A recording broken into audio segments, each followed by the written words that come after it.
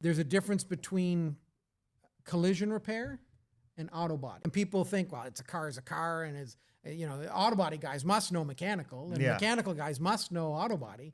And then nothing could be farther from the truth in most cases. Now, I learned something after getting our ADAS equipment.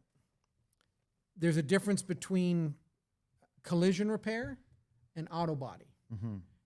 Are you able to explain a little bit about that, what the difference is? Yeah, you're right, Mike. Like collision repair is basically like your vehicle was involved in an accident, like whether it got T-boned or you rear-ended someone, and Structural damage. structural damage, electrical damage, and so on.